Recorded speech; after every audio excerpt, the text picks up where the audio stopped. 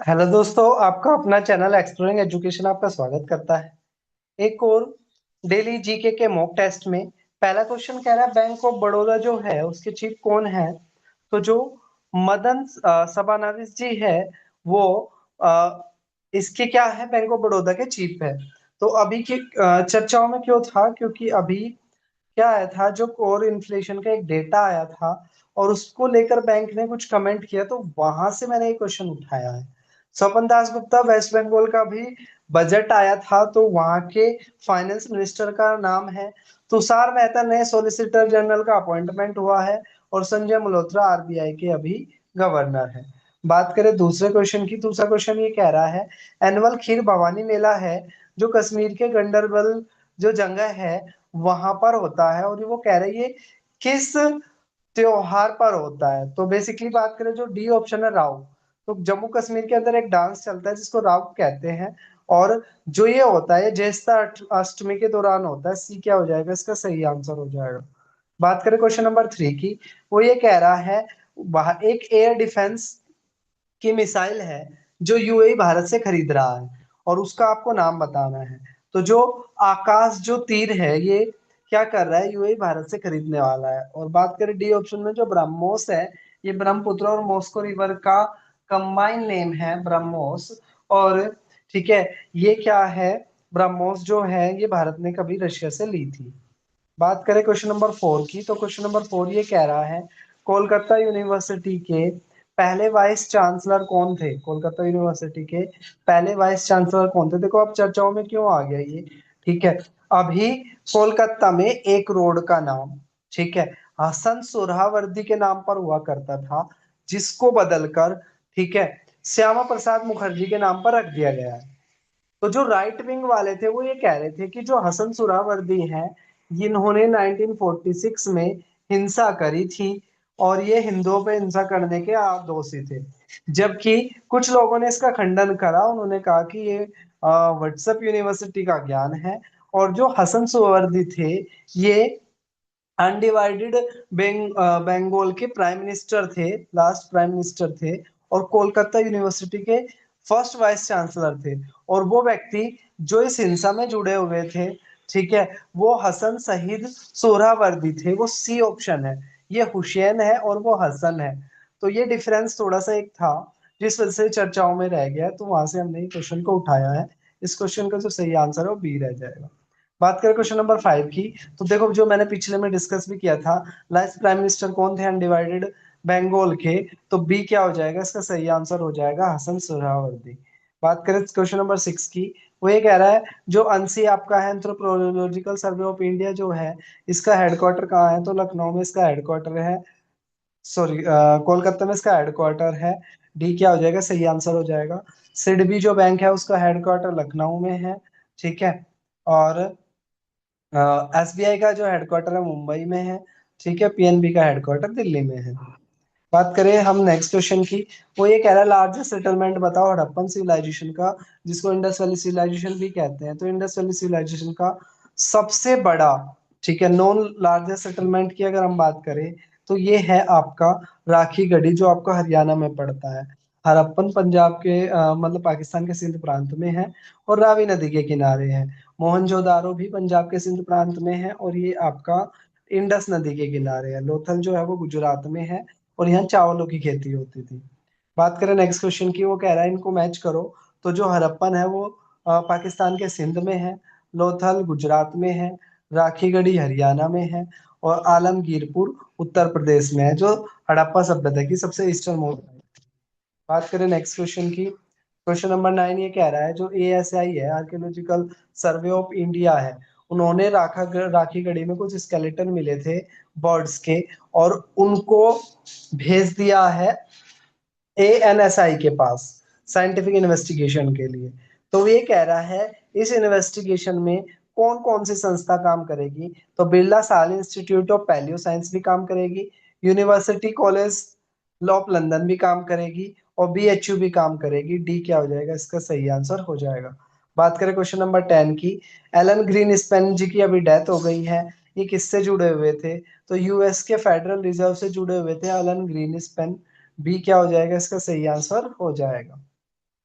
बात करें हम नेक्स्ट क्वेश्चन की, 7 टाइम की जो विंबलडन जीतने वाले हैं उनको एक वाइल्ड कार्ड के थ्रू एंट्री मिली है, तो सेरेना विलियम्स इसका सही आंसर हो जाएगा।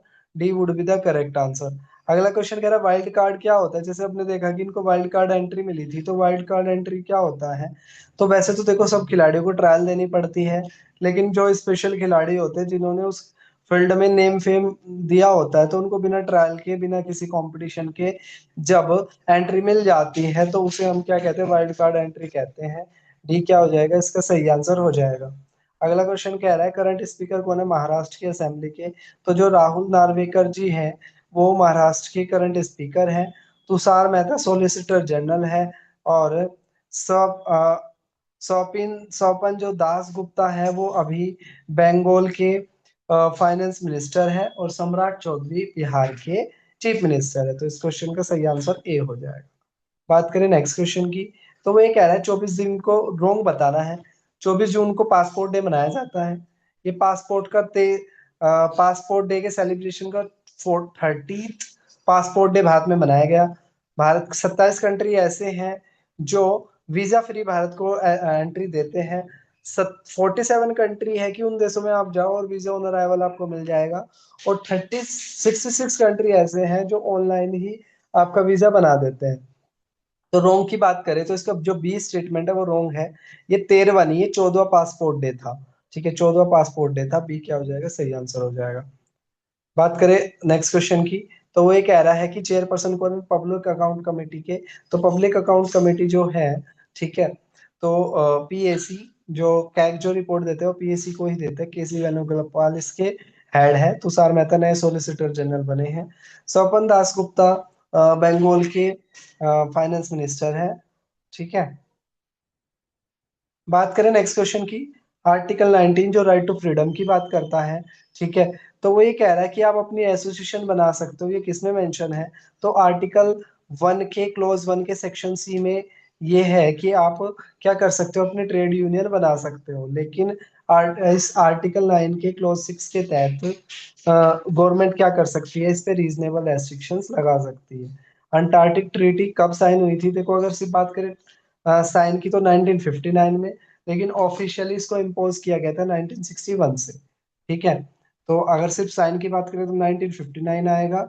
और जब ऑफिशियली इसको लागू कर दिया गया तो 1961 आएगा। बात करें नेक्स्ट क्वेश्चन की, वो ये कह रहा है पैलियो साइंस किसकी बात करती है। तो अर्थ के एंसेंट पास्ट को ढूंढने की स्टडी को हमें क्या कहते हैं, पैलियो साइंस कहते हैं। बात करें क्वेश्चन नंबर 19 की, वो कह रहा है यूनाइटेड नेशन एक हायर कमीशन फॉर रिफ्यूजी है, इसका हेडक्वार्टर पूछ रहा है। तो ग्लैंड के अंदर इसका हेडक्वार्टर है। A would be the correct answer. Tuberculosis एक कैसी बीमारी है, तो जो टीबी है वो एक बैक्टीरियल बीमारी है। और ये सारी ये बीमारी आपको पता होनी चाहिए कि बीमारी वो किसकी वजह से फैलती है, अक्सर एग्जाम पूछ लेते हैं। असर्सन और रीजन के क्वेश्चन आ गए। वो कह रहा है सॉलिसिटर जनरल जुडिशियरी से जुड़े हैं। तो जैसे भाई हमने पढ़ा था कि आर्टिकल 76 के तहत अटॉर्नी जनरल का अपॉइंटमेंट होता है, तो अटॉर्नी जनरल की हेल्प करने के लिए एक और व्यक्ति होता है सॉलिसिटर जनरल। ये भी केंद्र सरकार को रिप्रेजेंट करते हैं सुप्रीम कोर्ट के अंदर। तो सुप्रीम कोर्ट से जुड़े हैं तो कहीं ना कहीं जुडिशियरी से जुड़े हुए हैं। और प्रेसिडेंट इनको अपॉइंट करता है। तो बेसिकली क्या होता है, एक कमेटी होती है जिसके हेड प्राइम मिनिस्टर होता है, वो अपॉइंट करते हैं। और ये फाइनल जो अप्रूवल देते हैं वो प्रेसिडेंट देते हैं। तो स्टेटमेंट दोनों सही है, लेकिन आपस में कोई करेक्शन नहीं है। बात करें नेक्स्ट क्वेश्चन की, वो ये कह रहा है कि लगातार जब बारिश होती है तो उसको बस्टिंग ऑफ रेन कहते हैं। और नॉर्थ इंडिया में जो बारिश आती है वो नॉर्थ ईस्ट मानसून से आती है। तो पहली तो बात सही है, जब अचानक से कई दिनों तक बारिश आती है तो उसको बस्टिंग ऑफ मॉनसून कहते हैं। लेकिन जो उत्तर भारत में जो बारिश बारिश आती है तो साउथ वेस्ट मॉनसून से आती है, न कि नॉर्थ ईस्ट मॉनसून से। तो इसमें क्या है, असरसन सही है लेकिन रीजन गलत है। ठीक है, नॉर्थ ईस्ट मॉनसून को लौटते हुए मॉनसून को कहते हैं। और इससे तमिलनाडु में बारिश आती है। बात करें क्वेश्चन नंबर 23 की, वो ये कह रहा है कन्नौज को परफ्यूम सिटी कहते हैं। तो सही बात है। जब बारिश का पहली बारिश आती है तो उसकी वजह से जो बारिश मिट्टी से जो एक गंध उठती है, उस गंध को एक कंटेनर में कैप्चर कर लिया जाता है। और फिर उसकी भाप से क्या बनाया जाता है, परफ्यूम बनाया जाता है। और कन्नौज में बड़े लेवल पर ये काम होता है, तो कन्नौज को परफ्यूम सिटी कहते हैं। बात तो सही है, और ये उत्तर प्रदेश में ये बात सही है। लेकिन आपस में कोई इनका कनेक्शन नहीं है। ठीक है, तो बी क्या हो जाएगा, इसका सही आंसर हो जाएगा।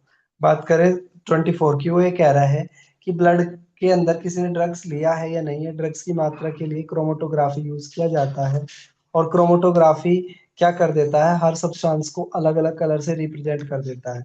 तो ये क्या है, इसका आंसर ये होगा, असर्शन रीजन सही है और दोनों में आपस में कनेक्शन भी है। अगला कह रहा है गोल्ड और सिल्वर एक फाइट मनी होते हैं, और फाइट मनी ऐसे मनी को कहते हैं जो लोगों के आपसी विश्वास से चलती है, गवर्नमेंट इसको बैक नहीं करती है। ठीक है, तो क्या है गोल्ड, ये बाकी सारी चीजें क्या है आपकी, ठीक है, दोनों चीजें सही है और इसका भी आंसर क्या हो जाएगा, ये हो जाएगा। तो ऐसी मनी जो लोगों के आपसी विश्वास से चलती है और गवर्नमेंट उसको सपोर्ट नहीं करती, उसको फाइट मनी कहते हैं। ठीक है, तो ये थे हमारा आज का मॉक टेस्ट। आपको लीव करने से पहले ये बताना है कि आपके कितने मार्क्स बनने हैं। फिर मिलेंगे हम एक नई वीडियो के साथ, तब तक के लिए टेक केयर, जय हिंद जय भारत।